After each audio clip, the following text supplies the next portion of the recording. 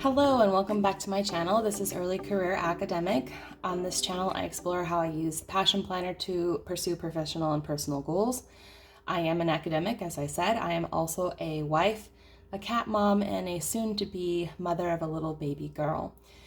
If you follow me on Instagram, you know that I am expecting.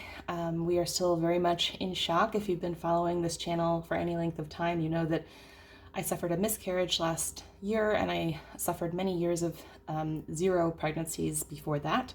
So we had set out to proceed with private adoption this year. However, just as we submitted the adoption application, I found out that I was pregnant, and we have finally made it a few weeks into the second trimester.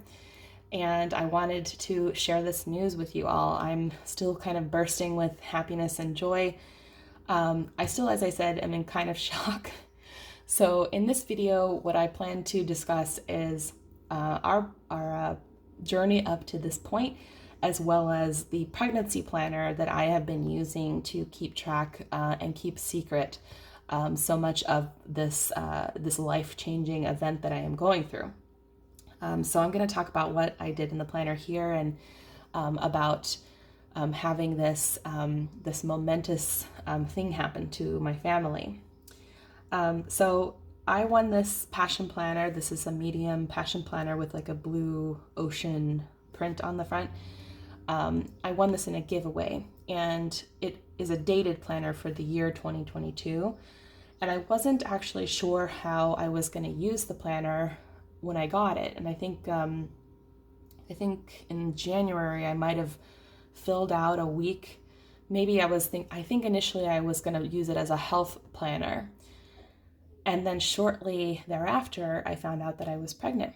And so I decided to keep all my pregnancy related stuff in this planner instead of my main planner, because I didn't want to reveal to you all that was going on before I was relatively certain that the pregnancy would be viable. And, I remember last time when I had my miscarriage, it was really hard for me to look at that original planner. I'll show you, for example, if I go back to the first month of the planner, I have, a note to myself of when I discovered I was pregnant, and I had used this space to like plan out what needed to happen in each month for the pregnancy. I'm not even sure if you can like you can see where I numbered the pregnancy weeks. You can see some notes here related to like tests I would have done. I covered up a lot of stuff. I had to like cover it up with stickers. It was hard to untangle my life, from that experience that I was so excited about. And I'm a planner, as you guys know, you watch this channel.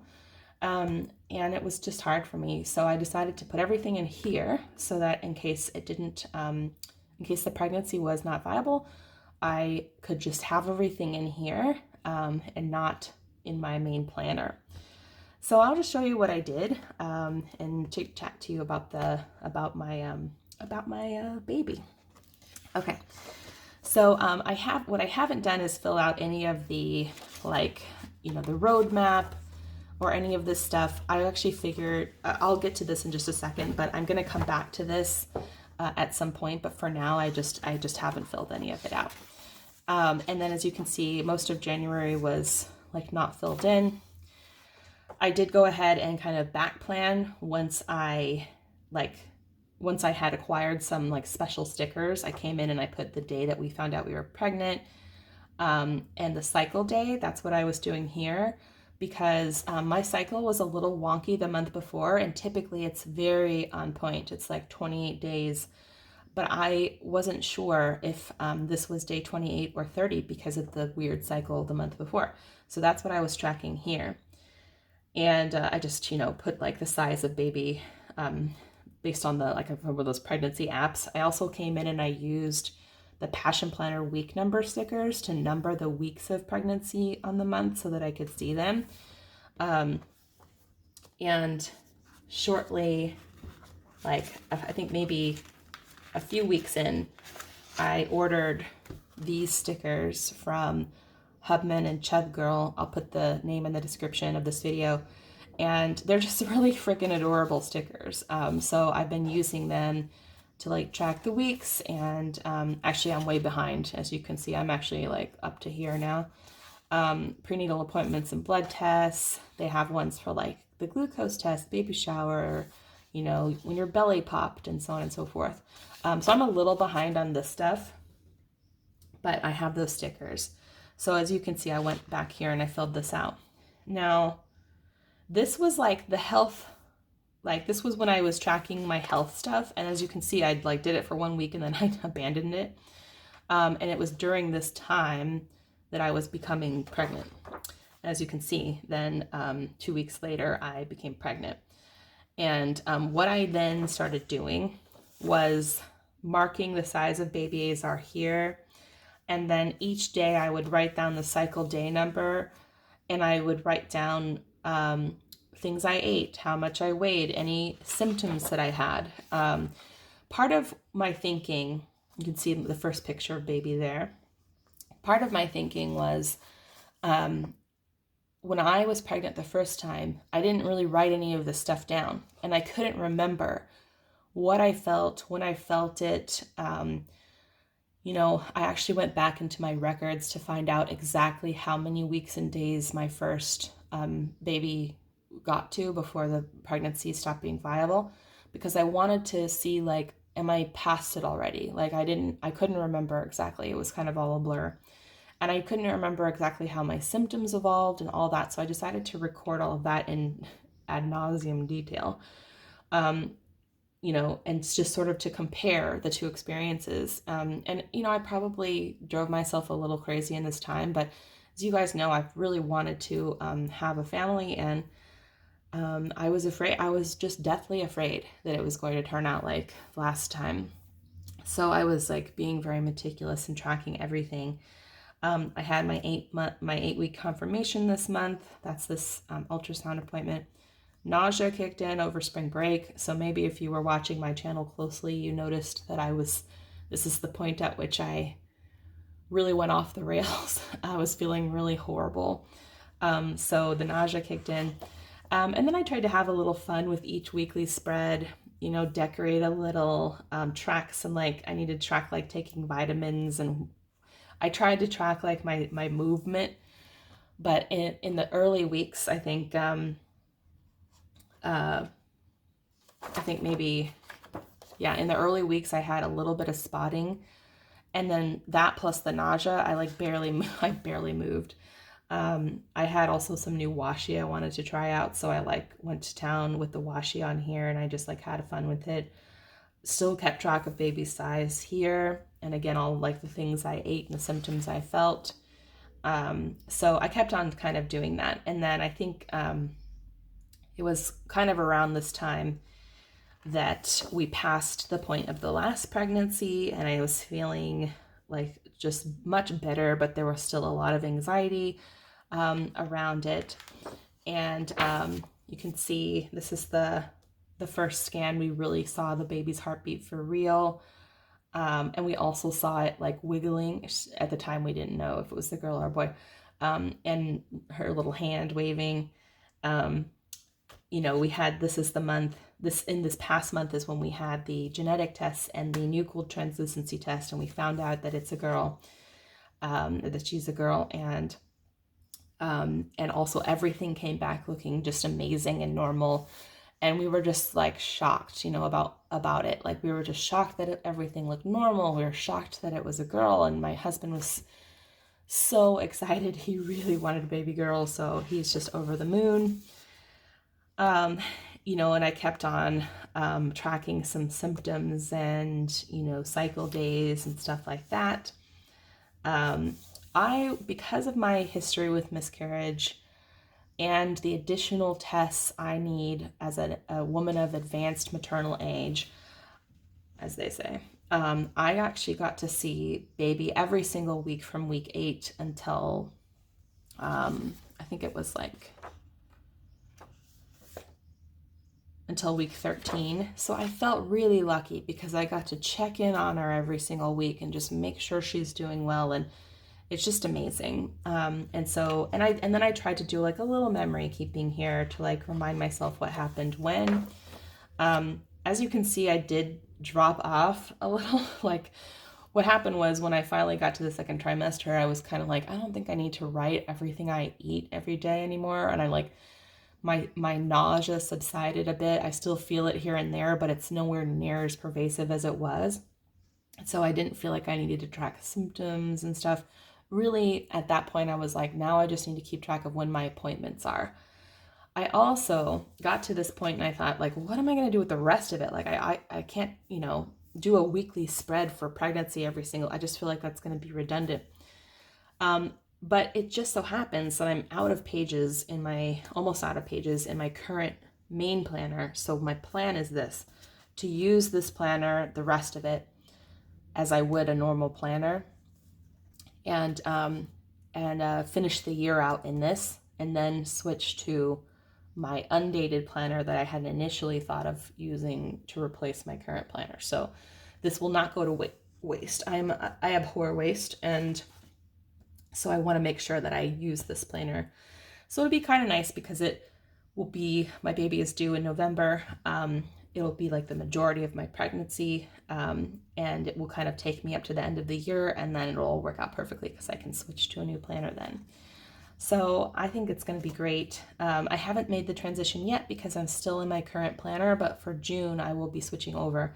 I'm also going to fix these tabs. Like, these were just temporary tabs to kind of like keep track of, like, as I said, like things that are happening in each of these months, appointments and stuff like that. So that's what I was doing there. Suits of blood work, and then here we are in May. We had our announcement on the 8th. By the time this video airs, if you follow me on Instagram, you'll know that this is happening.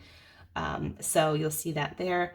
And then I started putting like actual things that are happening in my life on the calendar, as well as like prenatal appointments and stuff like that are coming up. So as you can see, we're kind of slowly transitioning this into like a life planner and not just a pregnancy planner. The other thing I wanted to show you besides what I was doing in the weeks is what I did here in the back pages. So if we come back here, I need to put tabs back here. Okay. I did collect some questions from my doctor on this page.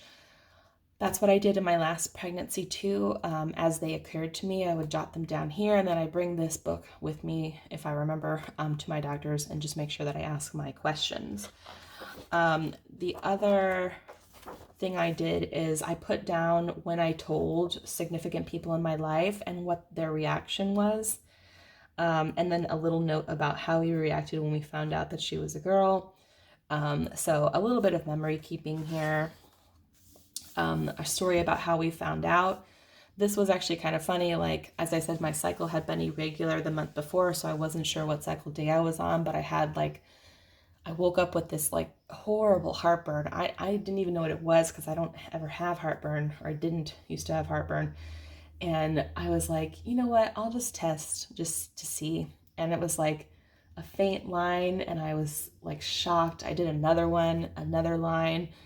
I woke John up in the middle of the night, and he was like, are you serious? Are you serious? Like, he couldn't believe it. And I couldn't believe it. We like sat up for hours just talking, maybe we dozed off at some point. I can't remember. But we just were like in shock. And then that morning we, video chatted our parents to tell them, about it. So it was like, it was kind of crazy. And then these were the names that we were thinking about for boy and girl. I just think that'd be kind of fun to look back on someday, when she's older. I also created checklists for the first, second, third, and fourth trimester.